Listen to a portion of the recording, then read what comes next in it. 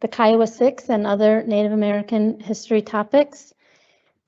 This is a collaboration between the Office for Diversity and Inclusion and the Art Department, first of many of our collaborations. To introduce in our permanent collection, we have a pretty large collection of prints by the Kiowa Six, and our speaker, Dr. Ashlea Espinal, will talk about who the Kiowa Six are. My name is Dr. Kelly LaFramboise. I'm the Director for Diversity and Inclusion. Welcome you all. Afterwards, we have a reception with cookies and drinks, and we invite you to view in the gallery the art prints and sign your name in the book.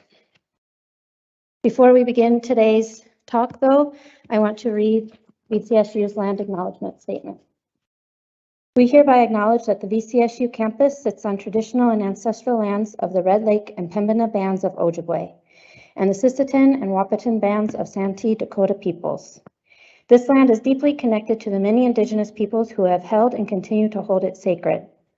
We pledge to work toward a strong and lasting relationship with Ojibwe and Dakota tribes, as well as other Indigenous peoples of our region, to hold this land and community in celebration of its rich cultural history. And now I'd like to introduce our speaker, Dr. Ashlea Espinal. Before I read her formal bio, I would just like to say that I'm really proud to have her here. We went to grad school together, and we took a lot of art history and anthropology classes together. And when I first became hired at VCSU, and Professor Mirso was unpacking a bunch of Kiowa Six art prints from a storage closet, and I was like, why do we have Kiowa Six prints here? It began a long journey to having Dr. Espinal join us, because the University of Oklahoma, where we went to grad school together, has one of the nation's strongest Native American art history programs, and that's where we met and took classes. And as soon as I said, we have Kiowa Six prints, I said, I gotta call Ashlea and tell her that we have these prints. And so that's how we got to have Dr. Espinal join us today virtually. Dr. Espinal joined the Whitney Western Art Museum in November of 2021 as a curatorial assistant. Before joining the Whitney, Dr. Espinal completed a MA in Art and Museum Studies at Georgetown University in 2010, and her doctorate in Native American Art History at the University of Oklahoma in 2019. She served as an art history adjunct instructor from 2019 to 2020 for both the University of Oklahoma and Bacone College. Additionally, Espinal has held numerous internships at museums throughout the country, including the Smithsonian National Museum of African Art, the Denver Art Museum, and the Fred Jones Jr. Museum of Art at the University of Oklahoma. Espinal's area of focus is contemporary Native arts, and her research and curatorial work merge the disciplines of art history, visual culture, cultural memory, and museology. She's particularly interested in how knowledge is stored and transmitted through art, and how this enables history to be visually written through art and objects. Now I'd like to welcome Dr. Espinal for her talk. All right, hello everyone. I just wanted to say thank you so much to Kelly and to Angela for this warm virtual welcome. I am so sorry that I'm not able to be there with all of you in person, but I am delighted to join you all virtually from Cody, Wyoming today. And I just really appreciate the opportunity to speak with all of you about these incredibly important artists and to just give you some of their stories behind their art. So hopefully, if all is well, without further ado, we will go ahead and get started. So for the Kiowa Nation, as for many of the Indigenous nations that call the Americas home, the earliest 20th century was a time of drastic cultural changes and adaptations in technology, print media, language, fashion, education, and social and sacred traditions. Patronizing attitudes towards Native peoples at the beginning of the 20th century informed the United States government's public policy. Allotment of the Kiowa Reservation eroded the tribe's communal lifestyle, discouraged cultural attachment, and enforced assimilation policies upon Kiowa families. Children were forcibly educated in Indian boarding schools and stripped of their language and tribal identity. Some religious ceremonies were banned outright, while others faced serious opposition from reservation administrators. So thus many religious and ceremonial ways were practiced and preserved in secrets by select families and communities. However, this time was also marked by the appearance of growing ranks of Native writers, ethnographic informants, and visual artists who worked to construct alternative views countering settler colonial beliefs that Native societies were living fossils of an obsolete stage of social progress. One such group of Native visual artists is the collective known as the Kiowa Six, and they led a resurgence in Native American Indian art across the nation and in Europe during the 1920s.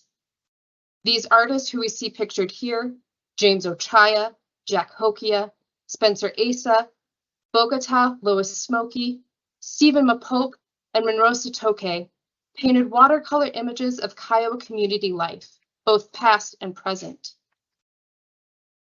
Painting is a vital part of Kiowa culture, and the tribe developed a unique artistic aesthetic dating back centuries to a time when painters widely used earth paints and plant dyes on the skins of animals to create symbolism for their war shields, tribal regalia, calendars, and painted lodges.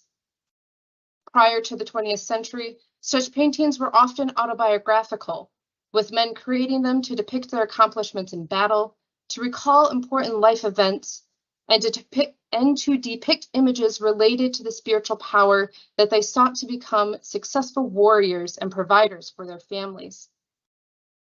The tradition of painting on paper became established in the late 19th century, and while images of active warfare and military victory diminished, courting scenes, dancers, and other depictions of everyday life became more prominent. Continuing into the 20th century, Kiowa men and women used the arts to represent new ways of understanding and representing Kiowa identity that resonated with their changed circumstances. The artworks of the Kiowa Six are an extension of this long history and artistic heritage.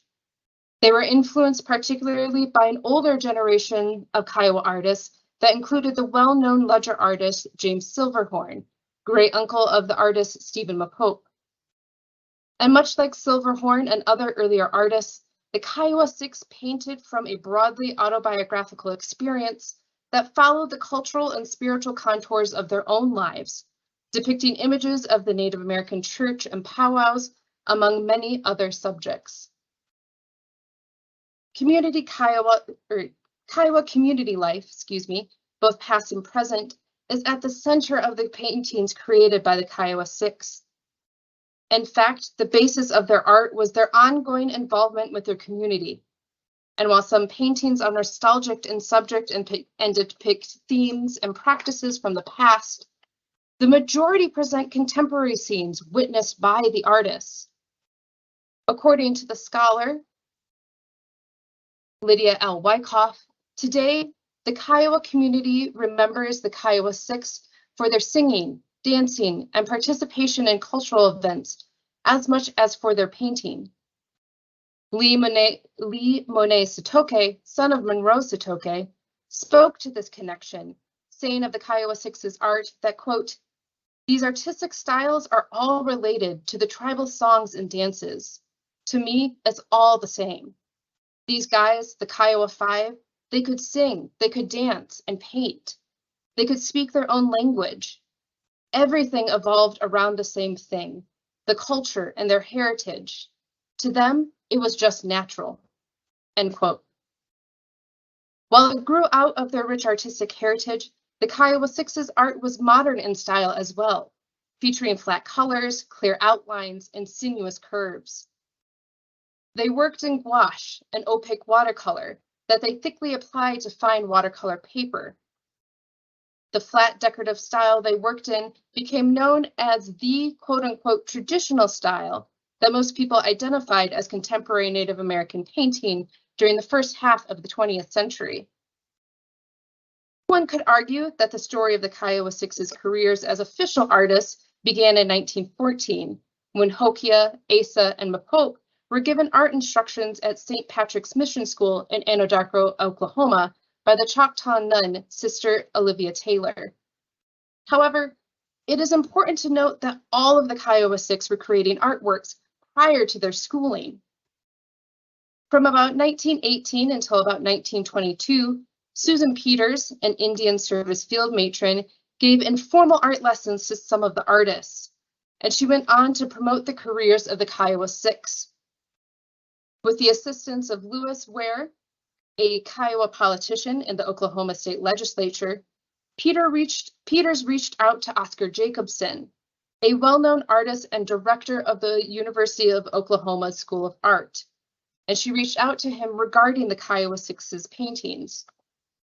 Soon after seeing their paintings, Jacobson arranged for the artists to attend the university. Between 1927 and 1929, all 6 artists, including Smokey, received instructions from Edith Maher and Jacobson at the university. They were supported by full scholarships and stipends and were enrolled in what has been described as quote-unquote special courses, which means that they were segregated from the rest of the students. Jacobson did this to prevent the quote-unquote authenticity of the Kiowa Six's art from being contaminated by Western influences. Maher and Jacobson gave no formal instructions to the artists, only criticism and encouragement. As Ida Jones, daughter of Spencer Asa, explained, quote, "They just let the Kiowa Six artists go. Here's your paints and go ahead and paint. That's what they came up with, their own style, you know. They weren't shown how to do it or how to put their colors together. They just let them go. It was their own idea. They weren't encouraged to do a certain thing, just their own ideas to put something down on a piece of paper," end quote. In 1928, Jacobson organized the artworks of Asa, Mapope, Hokia, Smokey, and Satoke into an exhibition that toured the United States and Europe. The tour culminated in a show of the paintings at the 1929 International Folk Art Congress in Prague. That same year, the French publisher C. Sedgwicky published a portfolio of prints of what was then known as the Kiowa Five. Titled Kiowa Indian Art, Watercolor Paintings in Color by the Indians of Oklahoma, the portfolio was published in an edition of 750. Each edition contained 29 prints of watercolors by Asa, Mapope, Hokia, Smokey, and Satoke, reproduced as hand-colored pochoir or stenciled prints. In the 1930s, several of the artists painted murals in Oklahoma and Washington, D.C., under the auspices of the federal government. For the Kiowa Six, art was a vehicle to obtain their education and pursue what they loved, which was painting and telling the stories of Kiowa people.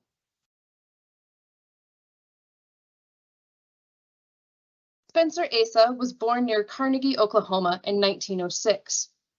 He was a grandson and son of Buffalo medicine men, and he grew up in an environment filled with Kiowa ritual and traditional history. As I noted earlier, he was one of the artists who attended St. Patrick's Mission School, where he received art lessons from Sister Olivia Taylor, and he eventually studied at the University of Oklahoma alongside his fellow Kiowa Six artists. An accomplished singer, dancer, silver worker, baseball player, and painter, Asa is best remembered for the attention to cultural veracity reflected in his paintings of Kiowa life and culture. This skillful artistic representation stemmed from first-hand experience. Asa participated in the peyote ceremonies of the Native American Church and as a member of the Ohoma Society, a Kiowa ceremonial society. And as a member of that society, he sang and danced regularly at gatherings and powwows, including multiple visits to the Gallup intertribal ceremonials. Utilizing his skills as a silver worker, he also crafted regalia pieces such as bustles and headdresses, worn during dance performances. Thus, Asa was involved in every stage of the artistic process, from creation to ceremony to illustration, with his paintings accurately capturing the detail, color, and movement of dances and rituals. Because of his role as a competitive dancer, many of Asa's artworks depict figures in dance positions, such as the figure we see here in his painting, Dance of the Buffalo. Depicted as full figures, often in profile view, his dancers are animated and show movement, and are accentuated with black and white areas that enhance the dancers' forms and the colors of their regalia. As we can see in self-portrait dancing, here on the left, his line drawings and paintings were meticulous and exact replications of the featherwork and regalia appropriate for the occasion.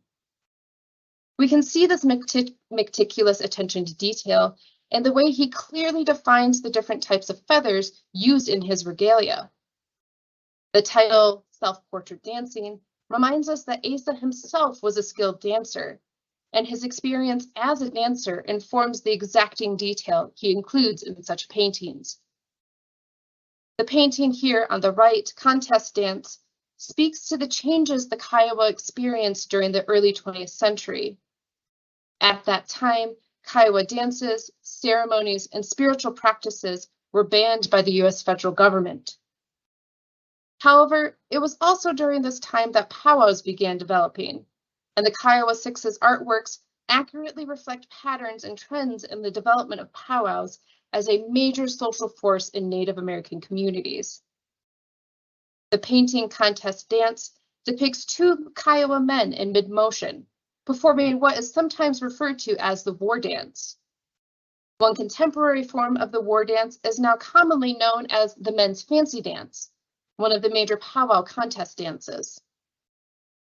Asa's painting highlights the key elements of early fancy dance regalia, which included ornate headdresses made from deer tail hair or porcupine hair, adorned with two eagle feathers, jewel-toned breechcloths and bustles made of eagle wings, as well as fully beaded accessories, including suspenders, wrist cuffs, and armbands. The specificity in Asa's paintings underscores that for Asa, this was not just about authenticity, but also about precision in creating images that were specific in their representation of dance as a form of knowledge. And he passed this knowledge on to younger generations of artists when he served as an instructor at the Fort Sill and River schools.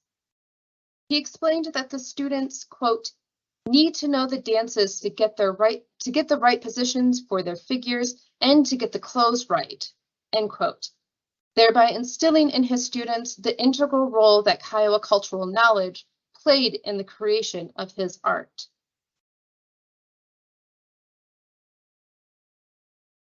Stephen Mopope was the oldest and most well-known member of the Kiowa Six.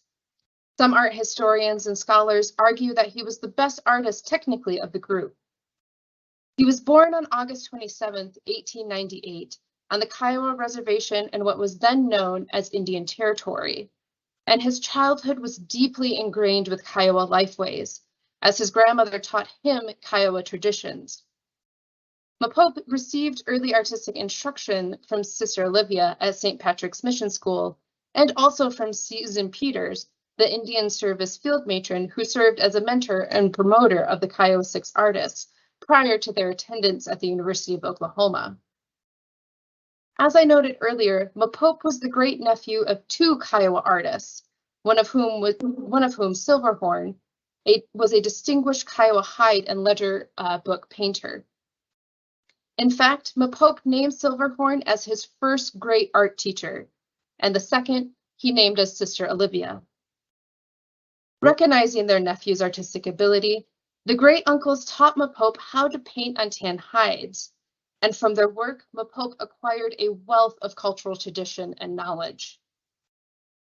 In 1916, Silverhorn invited a teenage Mopope to a gathering of men who repainted Chief Duasan's historic battle teepee, replete with depictions of heroic war deeds. Late in his life, Mopope recalled this invitation as his highest honor. Though he concentrated on painting, Mapope was also a champion dancer and singer, a flute player, and a member of the Ohlone Society of the Kiowa. In fact, Mapope is recognized as one of the first members of the Kiowa community to fancy war dance, and is credited with introducing the dance style in Southwest Oklahoma.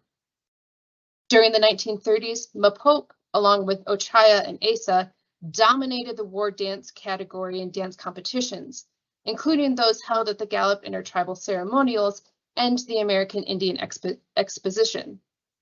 His paintings, such as War Dance, which we see here on the right, and Eagle Dance, which we see here on the left, reflect his experience as a dancer. We see dancers poised mid-dance and adorned in elaborate regalia, which Mapope renders in painstaking detail. Such dance scenes were the primary subjects of his paintings. Now, Mapope's painting here on the right, Procession, is representative of a different side of his oeuvre. The painting demonstrates a continuity with pre-reservation artistic traditions and points to how Mapope was inspired by ledger book artists such as his uncle Silverhorn. Rather than depicting a solitary figure or a small group of figures as he did in his paintings of dancers, Mapope depicts a parade of riders, both male and female.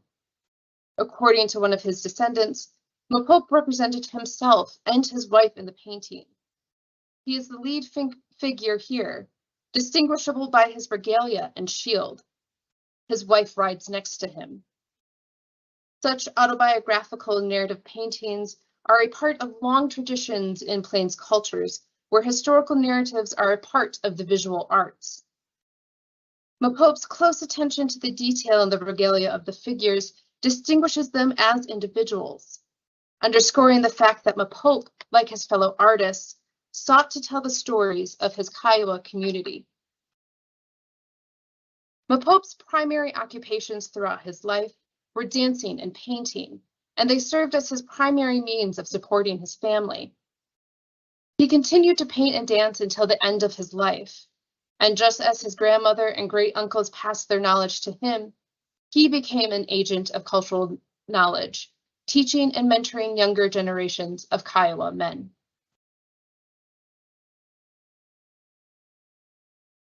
Born in western Oklahoma in 1907, Bogota Lois Smokey was the only female member of the Kiowa Six, and she too came from a family of artists. Both her mother and grandmother were renowned bead workers, and they are still remembered in the Anadarko, Oklahoma community for their skills. Smokey attended several Indian schools throughout her childhood and teenage years, including St. Patrick's Mission School, and she credited her artistic discovery to Susan Peters, Sister Olivia Taylor, and others at St. Patrick's Mission School. One of her other earlier teachers was Mrs. Willie Bays Lane, an art instructor who lived in Chickasaw, Oklahoma. Smokey was one of the original 5 of the Kiowa Six artists to take art classes at the University of Oklahoma. Her time at OU was short, however. She stayed for only 1 semester in the fall of 1927, and when she left the program, James Ochaya took her place. Because she was a woman, Smokey had to obtain permission from her family to attend OU, and her mother had to accompany her as a chaperone. During her time at OU, she also faced some resentment from the other artists because she was a woman practicing a traditional male form of figural painting. The painted figural work Smokey created while at OU proved to be both representative of her strong artistic lineage and revolutionary for the Native female artists who followed her. Seminole art historian Dr. Mary Jo Watson explained that, quote, Smokey's participation in the Kiowa Six marked the first time in Oklahoma Indian history that a female had studied painting and painted the human figure. Traditionally, women had only painted geometric or abstract figures. Because she was the first Indian woman in Oklahoma to step outside of the accepted role of women to paint subjects formerly exclusive to Plains Native men, she served as a model to later generations of Native women artists who wished to do the same. Her images, very similar to those created by Kiowa men, also celebrated the culture and the people." End quote. By painting images of Kiowa women, children, and men, such as the painting we see here on the right entitled Courtship, Smokey consciously broke with the customary ideas concerning the role of Plains women artists. Kiowa and Tonga scholar Jordan Porman-Cocker states that Smokey's paintings, quote, "focus on family relationships from a female perspective and provide an autoethnographic narrative of her experiences of Kiowa life," end quote. In her paintings, Smokey often depicted women in traditional Kiowa women's buckskin dresses, sometimes depicting them with children, like in these two paintings here, Kiowa Family on the left and Lullaby on the right. Kiowa Family, Smokey's only painting included in the 1929 Kiowa Indian Art Portfolio, depicts a Kiowa family of noble status, evident from their regalia, adornments, and beadwork. The family's finery and regalia dates back to an era of Kiowa abundance, before hunting and subsistence living was banned by the US government in the 1870s. Smokey's status as a noted beadworker is evident in the meticulously rendered beadwork of the family's regalia. As explained by Kiowa scholar Ton Pahot, quote, "In the early 20th century, beadwork possessed multiple social, cultural, and economic facets. It also illustrated the significance of social relationships in constructing Kiowa identities. Women made items that created and represented family and community bonds," end quote. By carefully detailing the intricate designs of the beadwork on the regalia of the mother, daughter, and son that we see in Kiowa Family, Smokey represented the high status and prosperity of the family. In Lullaby, we see a mother holding her child in its cradle board and lifting the child up towards the sky. The mother's lips are parted in song. Cradle boards have a long history and broad distribution among the indigenous peoples of North America, serving practical, aesthetic, and spiritual purposes. Producing a Kiowa cradle requires a considerable investment of time and energy by the maker and is offered as a prayer for long life for the child. Beating a cradle is an act of respect and celebration, undertaken by loving relatives to welcome a new member to their extended family. In depicting a seemingly private moment between a mother and child, Lullaby provides us with an intimate perspective on Kiowa motherhood and childhood. Smokey's paintings, like these two here, are some of the earliest examples of a mother and child subject matter in modern Native American painting. After departing OU, Smokey continued her own artistic practice through beadwork and teaching her sons how to paint. And in doing so, she sustained her family's artistic tradition and asserted herself as a strong agent of cultural transmission within her Kiowa community, all while paving the way for future generations of Native female artists. Jack Hokia was born in western Oklahoma in 1902. Orphaned in infancy, he was raised by his grandmother. He came from a distinguished line of artists. Like McPope, Hokia counted the artist Silverhorn among his relatives. And Hokia developed his art at an early age. Like other members of the Kiowa Six, Hokia attended St. Patrick's Mission School, where he was educated through the 8th grade. At St. Patrick's, Sister Olivia allowed Hokia to draw various scenes, mostly of his own choosing, on the school's blackboard. He later took lessons from the Euro-American artist Willie Baz Lane, and those early artistic experiences helped prepare Hokia for his more formal training art at OU. In his paintings, Hokia's subjects were informed by his Southern Plains heritage and include dancing and other ceremonial occasions. Hokia himself was a very skilled dancer, and he frequently participated in powwows, competitive dances, and ceremonies. His personal experiences as a dancer informed his paintings, such as War Dancer, in which we see a careful rendering of the dancer's regalia. A layering of different compositional elements, such as the various aspects of the dancer's regalia, creates a sense of depth in the otherwise flat composition, which adds to the sense of motion created by the dancer's bent limbs. Around 1930, the male artists of the Kiowa Six began to travel and work widely in New Mexico, and they began participating in the Gallup intertribal ceremonials as dancers or as singers. This was both an opportunity to promote their paintings and to dance.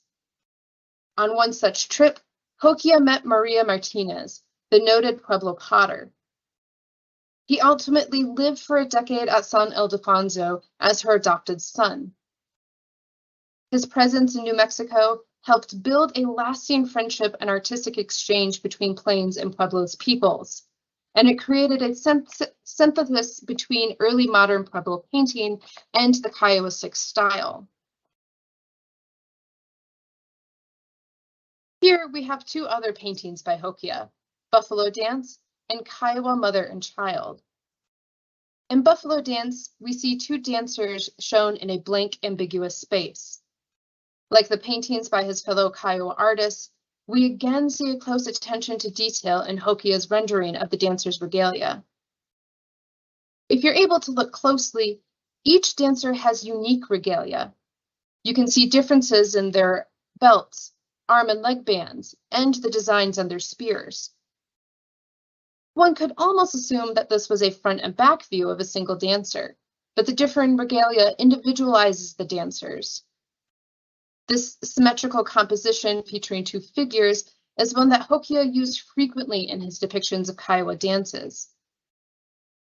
Although somewhat static because of the flat application of the paint, the dancers are shown in motion, with movement indicated by their twisting bodies, bent arms and legs, and the differing placement of their feet. Much like Asa, we see Hokia's experience as a dancer informing his painting.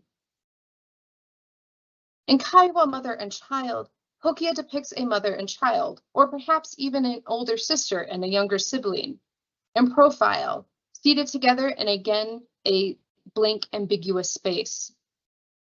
The figure's seated forms create a strong triangle in the center of the composition. We see here a prime example of the bright, jewel tone colors that Hokia preferred to use in his paintings, and we see this reflected in the figure's bright red and rich blue clothing.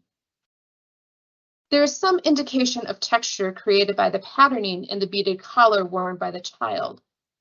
The mother appears to be wearing a similar beaded collar or necklace, perhaps an indication of their kinship. Although depictions of such intimate familial relationships were commonplace in Smokey's artworks, they were less common in the artworks of her male colleagues, making this a unique painting among Hokia's work. Although he painted infrequently in his later years, Hokia continued to dance, and he spent several years touring with Tom Holt's Wild West show. And today, he is remembered for his passion for dancing and acute attention to detail, which are clearly reflected within his paintings. A gifted painter, as well as a beadworker and singer, Monroe Sitoke was born near Saddle Mountain in Oklahoma Territory on September 19, 1904. He was the son of Sitoke, or Hunting Horse, a Kiowa scout for General George Armstrong Custer, and his father nourished a young Monroe on Kiowa culture. The knowledge passed on to Sitoke from his father resulted in very culturally specific paintings. His early art instructions included the classes taught by Susan Peters and later by art teacher Willie Boz Lane. He attended Bacone College in Muskogee, Oklahoma, intermittently between 1919 and 1923, before beginning to attend the University of Oklahoma in the spring of 1927. Throughout his life, Sitoke was chief singer for Kiowa ceremonials for a number of years, and he memorized songs from many different tribes. music plays a central role in Kiowa culture, with songs situated at the center of community life and social relationships.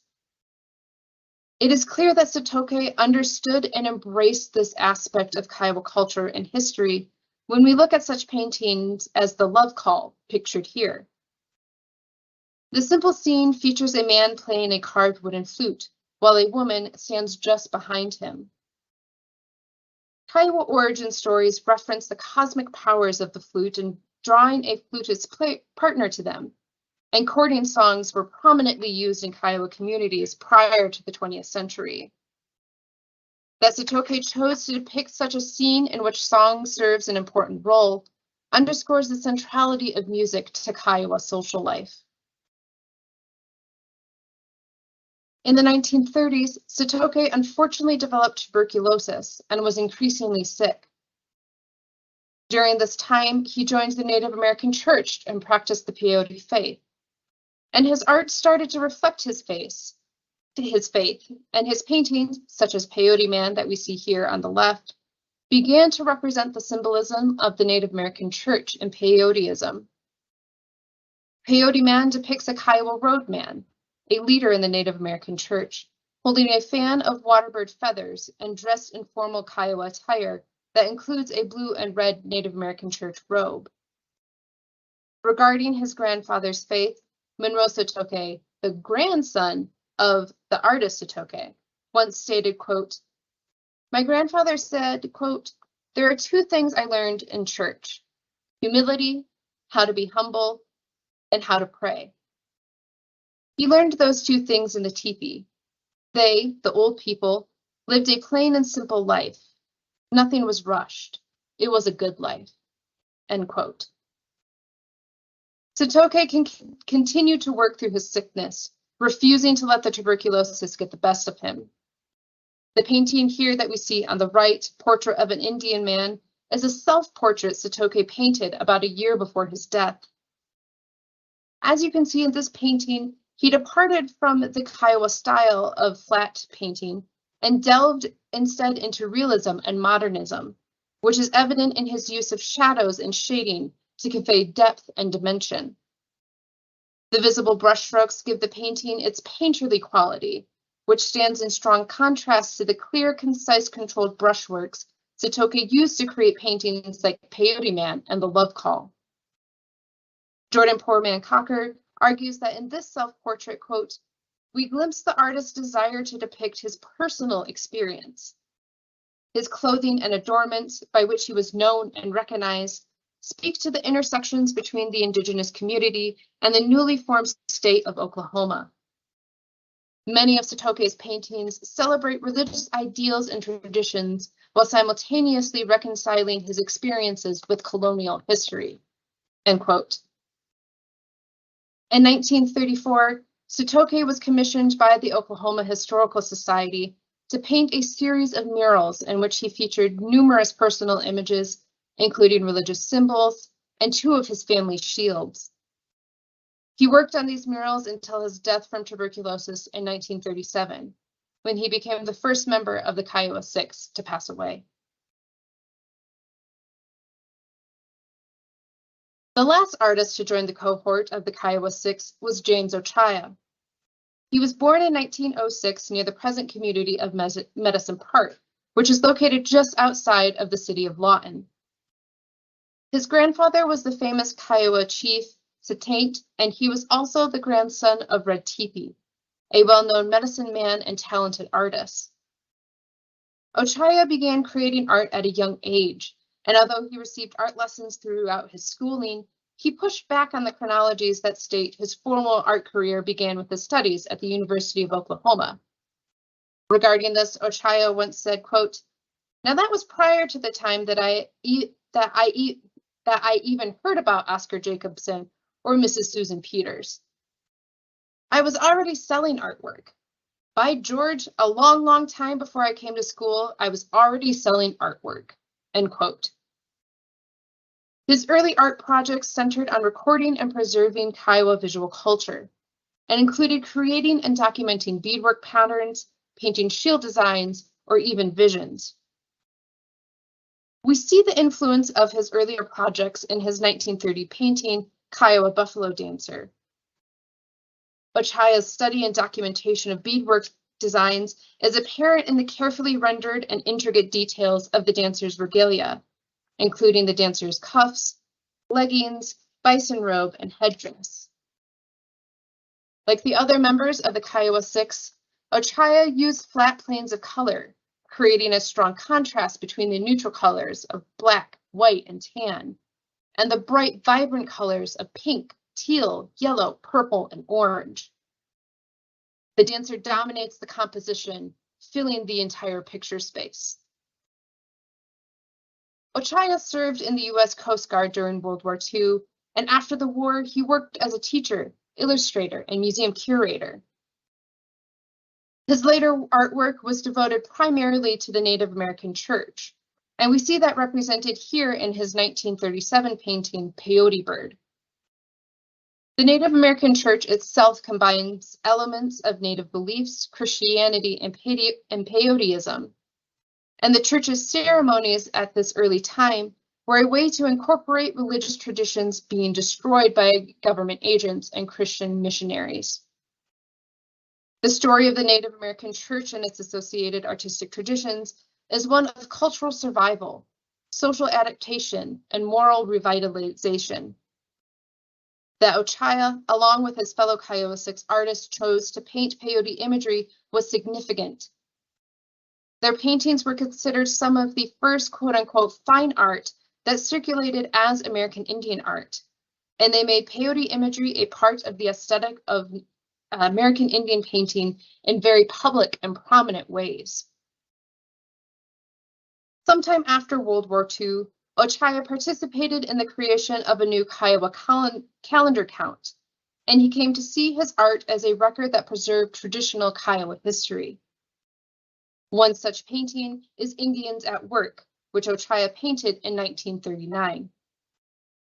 In comparison to other paintings by the Kiowa Six, Indians at Work features a slightly more complex composition due to the number of figures and the inclusion of background details. This is a narrative painting depicting a group of 5 adults and 1 child, in which 3 of the figures are at work. Unlike many artworks by the Kiowa Six, we have an obvious indication of location with the inclusion of teepees in the background. Again, we see Ochaya's close attention to detail and the way he rendered the headdress, the shield being prepared, the details on the figure's clothing, and the details on the teepees. The scene seemingly depicts the everyday life of Kiowa communities prior to colonization, thus fulfilling the role that Ochaya had sought for his art, which was that of a record preserving Kiowa history. The works of the Kiowa Six provide strong visual testimony of the resiliency and creativeness that Native American communities have employed in the continued practice of their social, religious, and political lives. In fact, the Kiowa Six inspired artists to paint using their own American Indian identities as a foundational backdrop. Their artistic style remained dominant in American Indian art until the 1960s, when an artistic renaissance emerged and encouraged Native artists to move away from painting romantic images of Native peoples. Through the Kiowa Six's artworks and their interpretation of tribal life, American Indian artistic style was reborn and perpetuated in the Native art world. Their art stands as a visual language, articulating Kiowa tribal identity with each brushstroke. And to this day, it continues to inspire artists to tell the stories of their peoples. Thank you.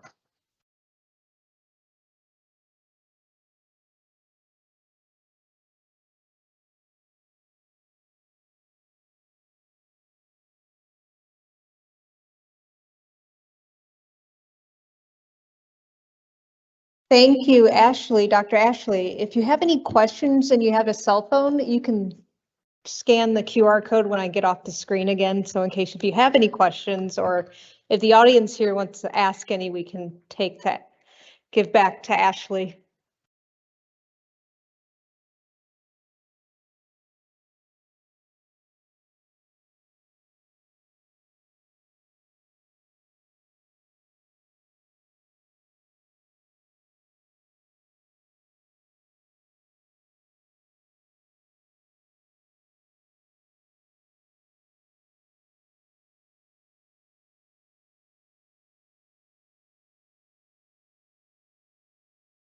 And I guess I have a question for Ashley.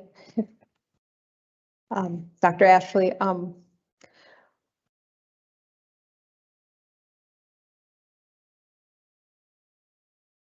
of the Kiowa Six, which, I know you went through each one, which one was the most, in your eyes as an art historian, the most inspirational to contemporary Native painters today?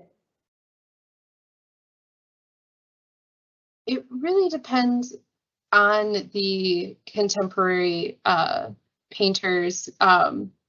Several have been inspired by the Kiowa Six just as a group.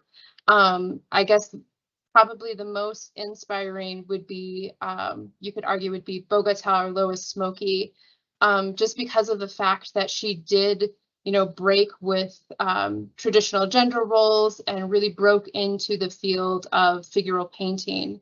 And I know there are many, many women artists who came after her who credit her with giving them the confidence to go after and create figural painting for themselves. I think of the artist Ruthie Bylock Jones comes to mind, and there were several others in particular in Oklahoma who were very inspired by her.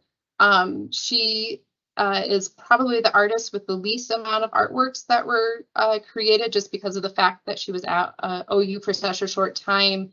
But despite that, her artworks remain some of the most important and inspiring because of the fact that it presented, a female perspective of Kiowa life and community, and particularly her viewpoints and depictions of Kiowa motherhood and childhood, and that relationship between mother and child.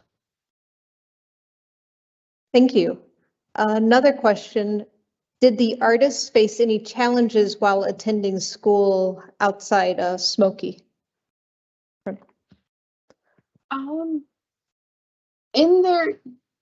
When they talked about going to school, several of them actually had really positive things to say. I believe it was Mapope in particular, talked about enjoying playing football and different sports with some of his classmates. And because Smokey had to be accompanied by her mother, they actually had a house off campus where they all lived and worked together, and it kind of created this Kiowa community on campus. And so they were still able to retain that connection to their community and their culture. And so that helped them with their experiences and adjusting to life as a student at OU as well. Thank you. And who are some current day artists inspired by the Kiowa Six? Ruthie Bylock Jones is still living and creating art. Of course, I'm completely blanking on his name. Unfortunately, I know there are several other artists, particularly Oklahoma artists, who still paint in kind of that Kiowa Six style. I will, if that came in online, I will gladly email the name of the artist once I remember them. I feel so bad, I can't remember his name right now. But there are several who reference their style in particular. And there are, of course, many other Plains artists who are inspired by ledger art, very similar to the Kiowa Six. John Pepion is one that comes to mind. And there are many artists who are now creating their own, present day versions of ledger art as well. And so their work continues to inspire artists in a lot of different ways. Thank you. And a follow-up from the Oklahoma Oklahoma State. Did the Kiowa Six take other college courses like math, literature, or just art? Not that I know of. They were primarily there to take their art classes, and were primarily students of the School of Art. And so in my studies of them, I haven't really come across them taking the those other types of classes, math, science, etc. They were really there to focus on their art, and that was one of the primary reasons that Jacobson invited them to come to the university, was to be in his art school. Thank you. And do you know of any of the Kiowa Six family still making art? Yes, Stephen McPope's granddaughter, Vanessa Jennings, is a noted beadwork artist. And I believe some of Monroe Sitoke's descendants are practicing art as well. And do you have any ideas how many works are painted by the Kiowa Six and where are they at now? Total, I'm not sure, because they all painted varying amounts. Stephen McPope probably painted the most. He was probably the most prolific of the artists. I believe the count for Lois Smokey's painting was an estimated 50 paintings. The rest of her male colleagues, I would say the paintings probably number more in the hundreds. Some of them may still be within family collections. Otherwise, I know the Gilcrease Museum of Art in Tulsa, Oklahoma has a really strong collection of both poussoir prints from the Kiowa Indian art portfolio, as well as originals from the Kiowa Six. The Philbrook Museum of Art in Tulsa, Oklahoma has a strong collection as well. The Fred Jones Jr. Museum of Art in Norman, Oklahoma, of course, located at the University of Oklahoma, has a strong collection.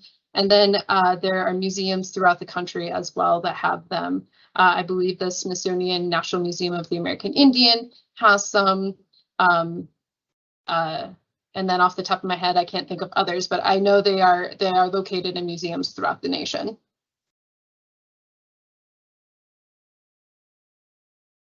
How many pieces we have here? We have the 30 prints from. And I guess this is a question also, Dr. Ashley, do you have any specific knowledge about the time and pieces in our collection that we sent a couple images to you? From what? From what I can tell, looking at them, I would really love to see them in person because they look like they are in incredible condition. But from what I can tell, it looks like you have, as you said, you have the 30. It looks like it's one of the portfolios of the 1929 poussoir prints that were published in France. And so those are actually completed sets like that are actually very rare now. Only a handful of institutions throughout the nation actually have completed sets like that. The Western History Collections at the University of Oklahoma has 2, and they are one of the places off the top of my head that I can think of that has them. Otherwise, in a lot of cases, it's just individual of the prints because the portfolios were oftentimes dispersed. And so museums will have, if they don't have a complete collection, they may have a handful of those poussoir prints. And so if it seems like what I think it is, you are very lucky to have a completed set. I think of what you just said, Dr. Ashley, I think they are, because I know on the back of them, it has, we got them in 1936. That's about as much information as. Yeah. And as far as I know, the edition of 750 that was done in 1929 was the only edition, like those were the only ones that were done. So. I know I did find in going through McCarthy before we moved over to the new building of the Center for the Arts, I did find a couple where it did state this was the edition of 99 from the 750. So. Okay. I will make sure to hold on to that. Yes, definitely.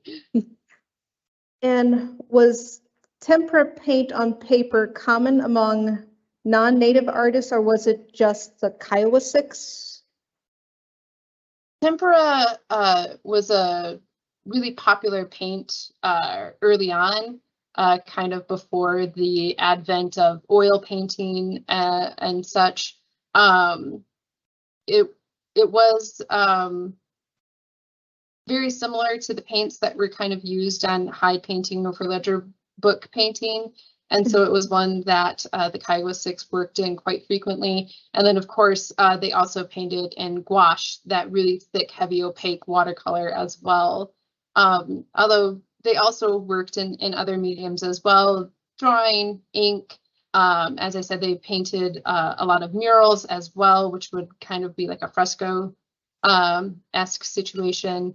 And so, and then of course, Sotoke had his self-portrait was painted in oil. And so they did, you know, test out and use a lot of different varieties of medium, but the gouache and tempera on paper were kind of the medium of choice. And part of that was because that was what their teachers, Jacobson, Peters, and other teachers like that really encouraged them to use those mediums as well. Thank you. And I have a long question. Was there a sense among the Kiowa Six that the arts were broadly integrated beyond the imagery of dance and beadwork? Were they unusually diverse in their range as painters, dancers, and singers? Repeat one more time. Was there a sense among the Kiowa Six that the arts were broadly integrated beyond the imagery of dance and beadwork? Were they unusually diverse in their range as painters, dancers, and singers?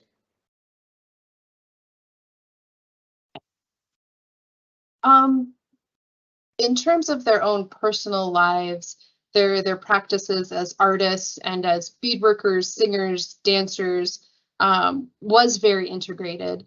And as I said, their artwork was very much informed by their own personal experiences.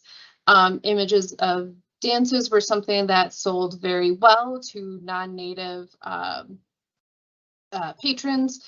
And so that was one reason that they did focus on you know, painting images of dances a lot, but it was also very central to, you know, their own lives and to Kiowa culture.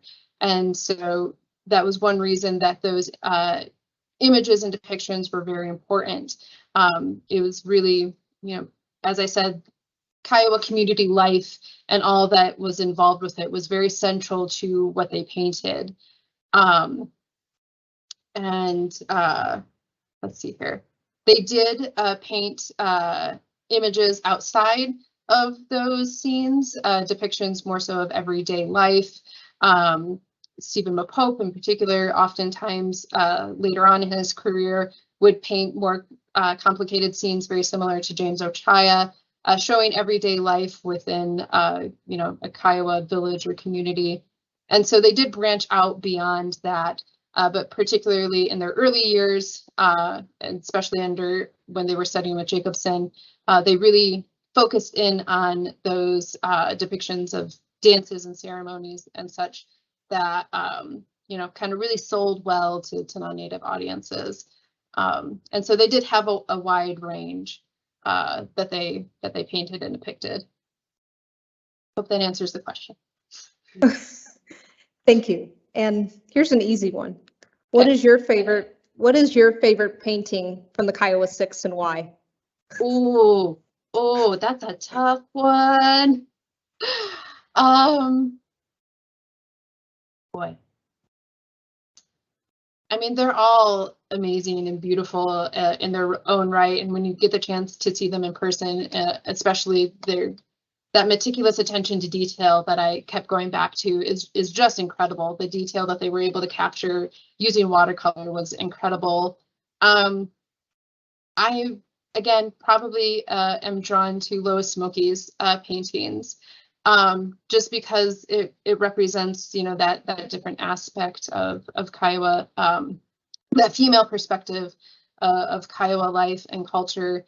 And her rendering of beadwork, like in Kiowa family, with the mother and the two children, is just incredible. And her depiction of the relationship between, you know, mother and child is just, you know, one that is so sweet and, one that I think resonates with a lot of people. So I really enjoy her artwork. I like all of their artwork. I mean, it's all amazing, but I guess Smokey in particular would probably be my favorite artist. Thank you. And do you know when was the last piece created by one of the six, and who was it, if you know? Ooh. I'm not sure, to be honest. That's a really good question. They all continue painting until the end of their lives. And so some of the works were created in, 1950s, 1960s. But I don't know off the top of my head, unfortunately. And then I have one last one from in here from the CFA. I think similar to the Kiowa Six, Steve Paul Judge depicts his own native life by his blending of pop culture like Star Wars and Marvel. But would you say the original Kiowa Six works was similar in symbolism like Judge? In a way, I guess. Stephen Paul Judge, he's a fantastic artist working today. I love his work. I'm familiar with it. It was definitely a blending of, their culture and, as I said, their changed circumstances, living through, colonization and assimilation practices and the like. And so, especially for Kiowa, insiders, it does hold important cultural symbolism. They're able to look at the paintings and see, the representation of, that relationship between mother and child and Smokey's work. And, the peyote symbolism represented in the works that reference the Native American church by Ochaya and Sitoke and the others. It's all embedded in there. It might not be, quite the same use of what we think of as pop culture, but there is still important cultural knowledge contained within those works.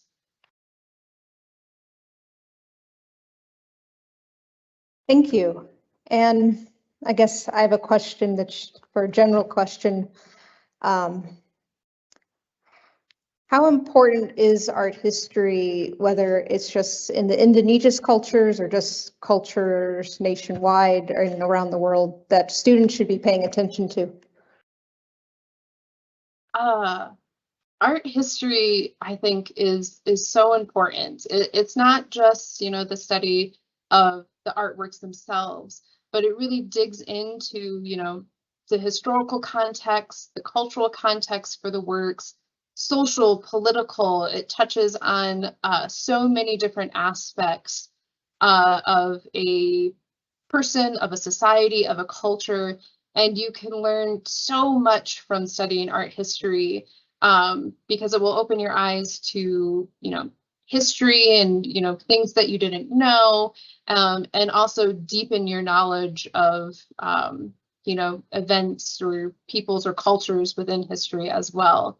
And so art has been a part of human, societies for as long as, humans have been around. And so really, there's just so much information and knowledge embedded within art, that I think it just really, art history in particular, offers a great opportunity to learn so much about the world that other disciplines might not make that connection. And it offers a unique perspective in that way. Thank you. And I don't think there was any other questions. Again, thank you, Dr. Ashlea, for participating with us virtually. And I want to say also thank you to Dr. Kelly for collaborating with us in the art department over this. We will have to send to you, Ashlea, the walkthrough of the Kiowa Six prints here at Valley City State University. Yes, I Which would we- love that. So Kelly said she'll Facebook Live it for you. Sounds good. So again, thank you. Thank you to everybody who has attended today. There is a small reception afterwards. And again, I hope you stick around, look at the prints. If you have any questions, please let me know, and stay tuned for November for our senior art exhibitions. Thank you, everyone. Thank you. Thank you. This was a pleasure. Thank you.